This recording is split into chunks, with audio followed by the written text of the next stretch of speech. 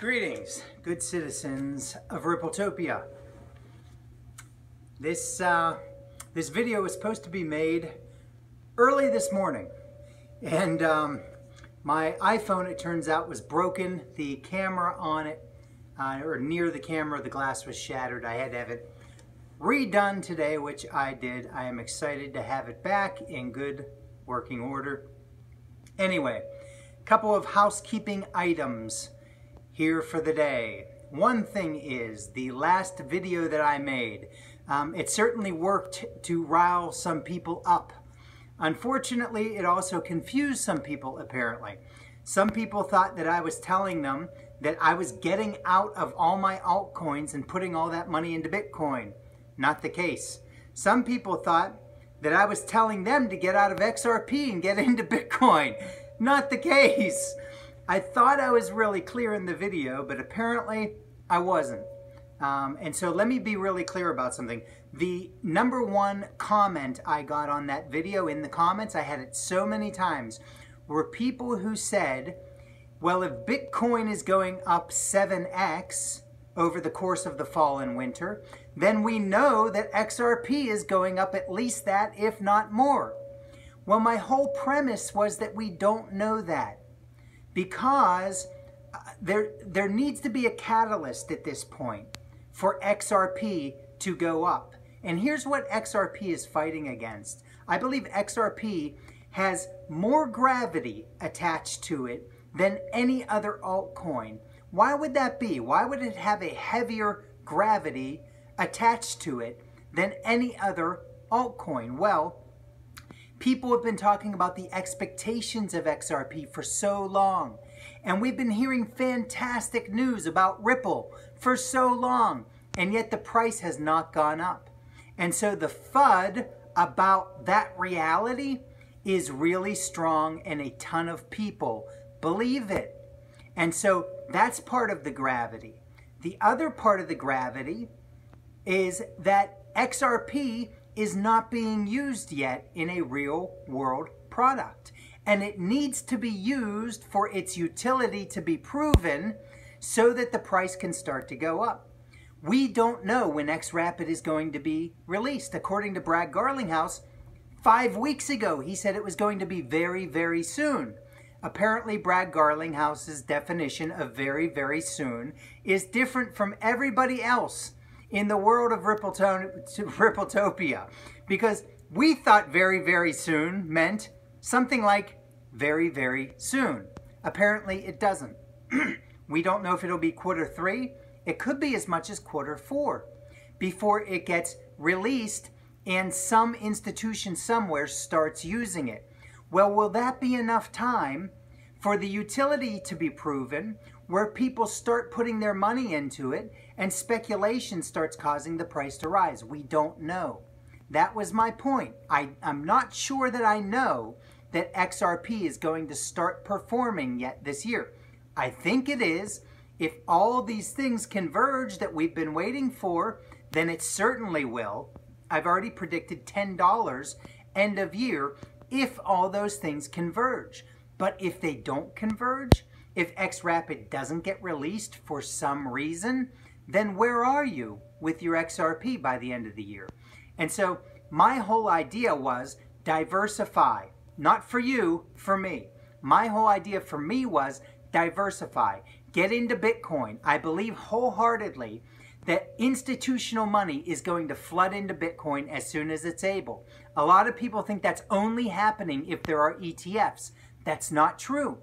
There's a ton of investors who can now invest in Bitcoin this fall and winter because of Coinbase custody and other liquidity solutions around the world. Their institutional investors are now able to get into that. And so a lot of them are going to. And so that was my premise. I believe wholeheartedly it's happening with Bitcoin this fall and winter. I don't know for sure if it's going to happen with XRP or not. And so hedging my bets a little bit, putting some portion of extra money, not moving out of my XRP at all, putting some portion of extra money into Bitcoin gives me some chance of knowing that I'll be making some money this fall and winter instead of just crossing my fingers and hoping that it happens with XRP. That's all the video was about. Another small housekeeping item.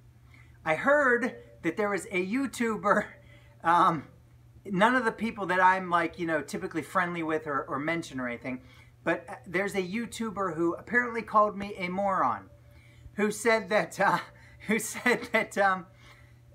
that I was apparently shilling for Encash or something like that, or telling people to get into Encash. No, not true. I never said such a thing. I said I was throwing $100 at Encash because I got something like 5,800 Encash. In fact, it's less than $100. It's like 75 or 80 bucks I put into it, just because it's a real project with real software and real technology, and it costs a penny right now. So to me, I thought, well, there's a chance I'm willing to take. Stick 85 bucks or something into Encash, and if it goes up, hey, I'm really happy. If it doesn't, I lost 85 bucks. What do I care? So that's all I ever said about Encash. So that point was wrong. Second thing was, they apparently think that I'm an XRP hater. I don't know how that's possible. Except for they don't actually watch my videos, which is okay. I don't watch his either. So anyway, that never happens either. I talk about XRP all the time. I've got hours of videos talking about the benefits and the possibles of XRP and where I think it's going in the future, but somehow I'm an XRP hater apparently. Whatever. Here's the thing. I don't mind being called a moron, but you have to out-reason me and show me where I'm a moron. You can't just say you're a moron. I think young people today think that calling someone a moron is some sort of debate point that they've just scored. Well, it's not. You have to actually make an argument and show that somebody's a moron before you get any points. Anyway, I'll move on from that. The main point of my video today. I've been thinking a lot about the price going up of XRP, as have you. And I've been thinking an awful lot about how psychological this whole thing is. We have been in the doldrums price-wise for like 7 months now. And there's days that it gets really hard on people psychologically. It gets really difficult to deal with. They start second-guessing themselves. And then there's people, like somebody's Twitter tweet that I just read right before I made this video, who said that they bought in at a high price when the price was shooting up last December, and now they're trying to bring down their dollar cost averaging, but they're conflicted because every time that they do that, they think that maybe I'm putting good money, throwing good money after bad. And so it's this very conflicting thing, and the psychology of it can be a killer. I want to tell you 2 quick stories. I used to play tennis very devoutly. I got into tennis in the late 70s during the Bjorn Borg and John McEnroe rivalry that was going on. I was a huge John McEnroe fan. I had a similar temper to him in those days, which is probably why I liked him so much. He was an inspiration. I've never seen anybody do it quite like him, and I wanted to be just like him. But anyway, there was a local guy who actually, my brother was friends with this guy's son, and he was a tennis coach. Well, I didn't have a dad, and about 9 years old, this guy took an interest, and he started taking me out to play tennis, and he taught me how to play the game. I found a real release for my anger and frustration and energy, and I had it in spades when I was that age. I found a real release on the tennis court. And so I became a real killer on the tennis court. In practice, a total killer. He would, serve me overheads, and I would smash that thing so hard, probably in, honestly, 80–90% of the time. Somehow I was able to do that when it was just total anger I was playing with. I would run to the court playing serve and volley like my hero John McEnroe, and I never worried about touch at the net and just placement. I killed that thing at the net. I was trying to kill the person on the other side, okay? I had a great time on the tennis court, and I loved killing people in pickup matches. So, after a couple years of playing, my tennis coach started thinking, my gosh, I got to get this guy into some tournaments. He's really going to kill them. Well, I got into a tournament. I played a pipsqueak my first match. He was shorter than me. He was weaker than me. He wasn't as smart as me. He wasn't as good as me. He killed me. I couldn't handle the psychology of being in a real match. I got into another tournament. I got killed again. I could not handle the psychology of playing a real match where real things were on the line. My pride and ego, for one. Another story. I got into day trading about 3 or 4 years ago. I was following a guy named, what the heck is his name? Cameron. Oh my gosh, can't believe I can't remember his name. It's warriortrading.com. And the guy makes a ton of money doing day trading. But the problem with day trading is you practice in an unreal environment. The second you get into a real environment, which I did at one point, you find that price shooting up and shooting down and shooting up. And you're just like, ah, it's real money suddenly. And suddenly the whole stakes are different in that thing. And you find out what you're made of when real money is on the line and the prices are really shooting up. You thought it moved fast before. My gosh, put real money on the line and see what happens. So I think about this a lot in regard to cryptocurrency. Somebody said on Twitter recently a comment that I thought was brilliant. They said, investing in cryptocurrency is like winning the lottery in slow motion. Wow. Is that ever true for XRP, right? It's like winning the lottery in slow motion. And you have to sit there and deal with it every day as the price drops. And during the doldrums. And you have to deal with fudsters all over the place all the time. The psychology is a killer of it. Now imagine the psychology when the price really starts going up.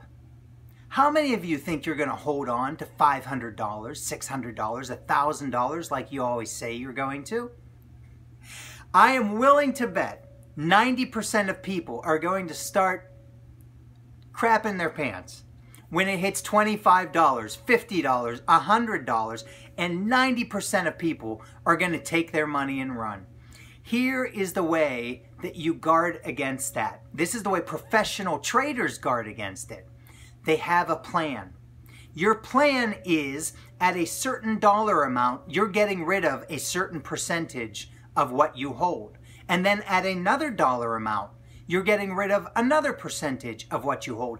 And you stick to that plan. Every successful trader in the world is not successful unless they have a plan and they all know it. You've got to have a plan. My plan is 10% I'm taking out when it hits $25. At $50, I'm taking out 15%. Then I'm letting the other 75% ride.